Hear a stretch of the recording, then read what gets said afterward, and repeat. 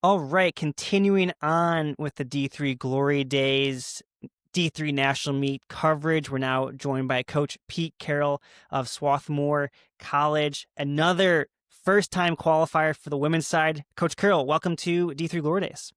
Thanks. I appreciate you having me.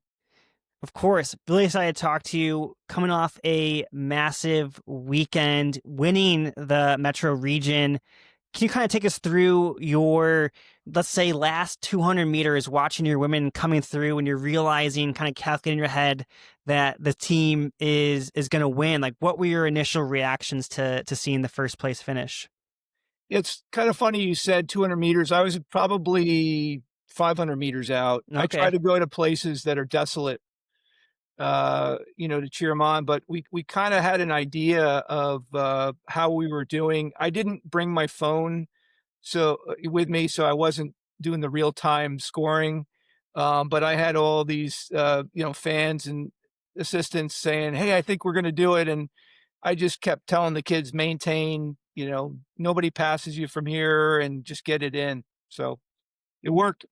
Kind of take us through the narrative of the season, realizing that the squad had the chance to, make a historic first run at nationals. When did that first become apparent to you that that was in the cards? And then how did you kind of manage that expectation over the course of the regular season? Yeah, that's another good question. So after 3 of the last 4 years, we had finished second in the metro region.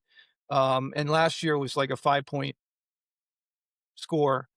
And we haven't had an at-large in a while. So you got to win it to get to the big dance. So when we had everybody back, I had a top runner who had made individually the meet three years straight. And when we started out with the rankings, the regional rankings, we were number one for the first 4 weeks. And as you guys know, there's not much going on competition wise. You have your obligatory NCAA thing early in the season.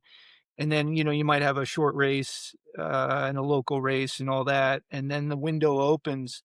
Um, so it's kind of ironic. In the middle of August, when we first started, I knew we were kind of the favorites. At least personally, I knew that. And then we got into some interruptions for the next 6 weeks, and we didn't do much, meet wise during the regular season, and it was just trying to get people back, and that was it was management and trying to just get them healthy and confident and trying all these tricks and it wasn't until the last 4 weeks of the season where we had actually no interruptions. People started to focus. We started coming back a little bit at the conference meet. I mean, we have Johns Hopkins, so they're gonna crush it in our conference. And then we were second to Gettysburg, but it started to slowly develop that I'm like, hey, I think we might catch it just in time. And then sure enough, and it's a typical Swarthmore student, academically, they always wait till the very end to get the A on the paper and get it done. So that's kind of what happened at the very end. I knew 3 days in August, and I knew, 10 minutes after we won that we were the favorites. That's all you need. Right. Yeah. It kind of speaks to that. The window opens up. You go to Paul Short, and you have the interregional battle at Rowan. Probably didn't go the way you were hoping it to go. How do you kind of rally the troops and rally the women to make sure, like, hey, let's not give up hope, even though we're a little bit further down than we were hoping? Like, what was the message to kind of keep believing that this could still be a possibility? Yeah, we didn't run our top 2 Mm. at Paul Short, and my number 1 wanted to run, and I'm like, "Look, the in a young mind, it's the next race is always the most important race." And when you get to be in the biz for, 30, 40 years, you see bigger picture.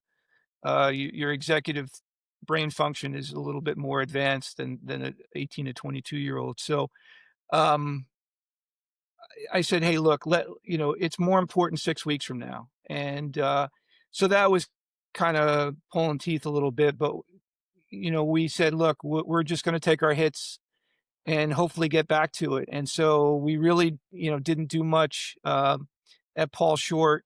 Luckily, we had raced often at Rowan, so we really didn't need to see. We didn't need to have everyone at Border Battle either to preview the course because we knew it pretty intimately the last couple of years. So it was just kind of hang on and hope everybody gets back. And I tell you, it was amazing. And the kids rallied, and like I said, we got 4 weeks of consistent training. I relied on some. I have a mentor. You probably heard of the guy, Mark Wetmore, at Colorado, who actually went to my high school, and we had talked a little about what to do in an abbreviated season, and kind of cliff noting it for the training, and it really helped. Some ideas that he sprang on me really helped, and so we got the kids confident enough, and sure enough, they showed up on last Saturday. You mentioned you have an athlete who's qualified 3 times as an individual.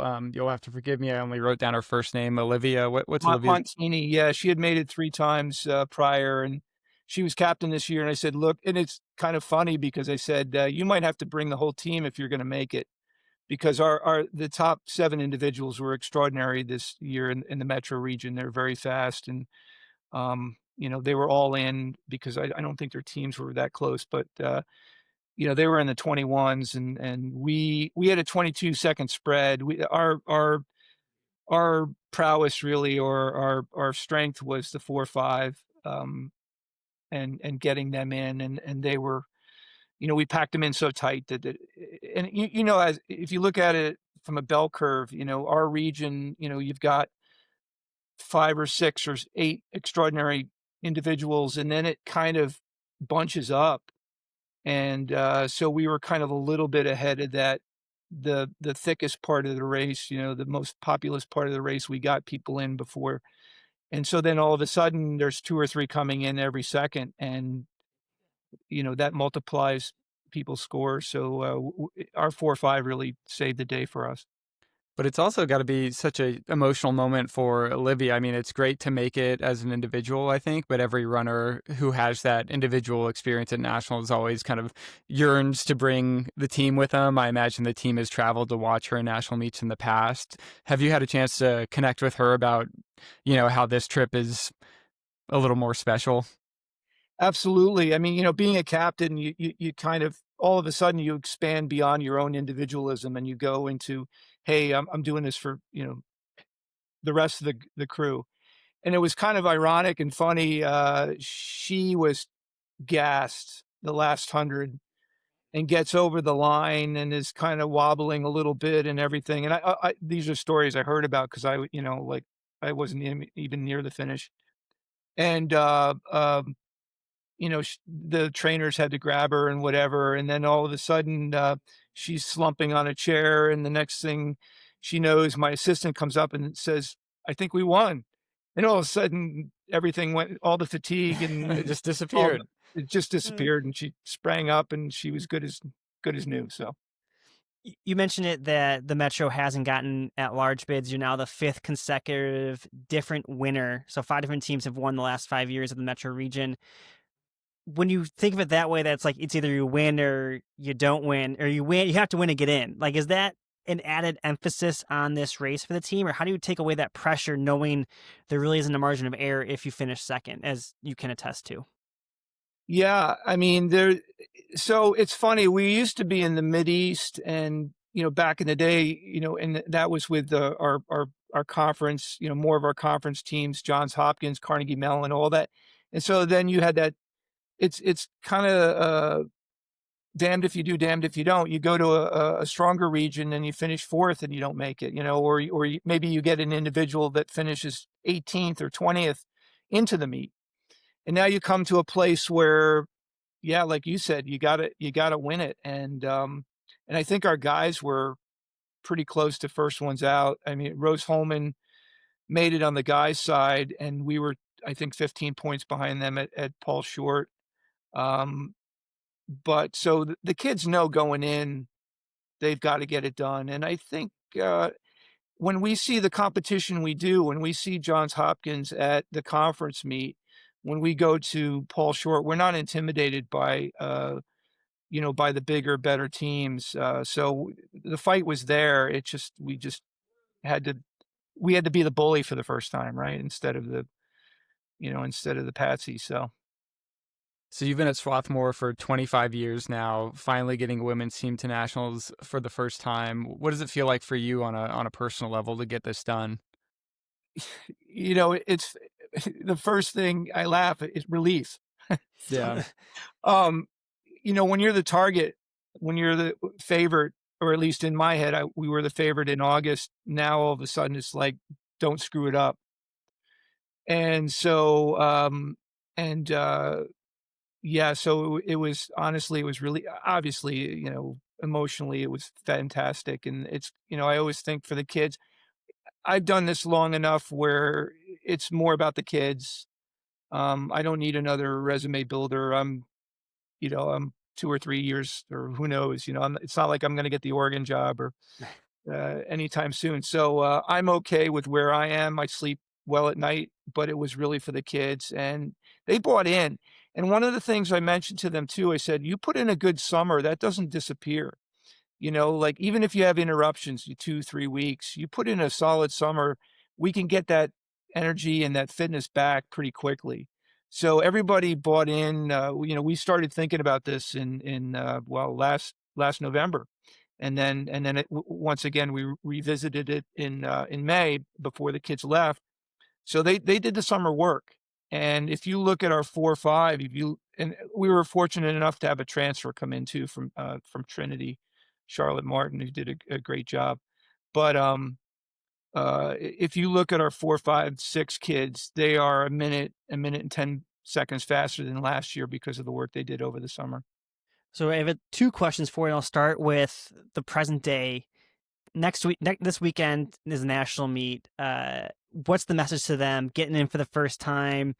Job's not finished, but what are you telling them before they go off to compete at the national meet? Yeah, so the strategy we're going to try to.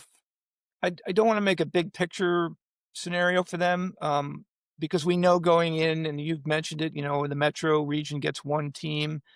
Uh, if you look at the results from the last 4 or 5 years, where that Metro team is finishing at the national meet. So we know it's going to be warm. We've been practicing in 45-degree weather, so we're going to try to be smart going out.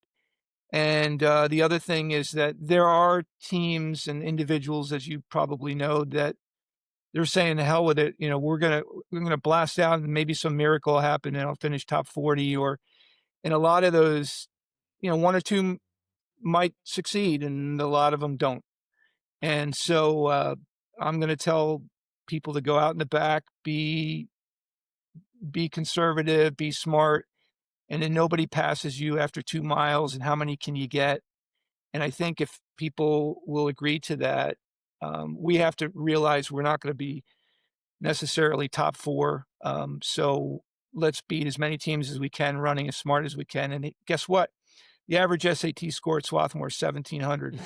So, smart, they get it. When I say, look, let's be smart, they understand what that means. That's awesome. And not to take anything away from this team right now, but you mentioned you returned everyone coming into this year.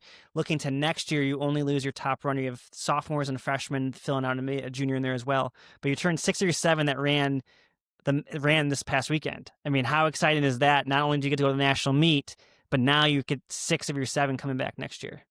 Yeah, no, that's it's very difficult to recruit at Swarthmore, especially getting 4 recruiting classes in a row. So when I have the luxury of people coming back, and even on the men's side, our top 10 are coming back. So, Yeah. I mean, I can just sit here and drink coffee for the next 4 months and not have to recruit, right? So we're ready to go. And that's a joke. But yeah, I think having that experience, I told Olivia, our captain, number one, I said, look, you're leaving a legacy because you're bringing a team here. And in 2 years, they're all going to be the main group are going to be seniors, and it's like, hey, now we can think about top 10, or we can think about top 5 or whatever.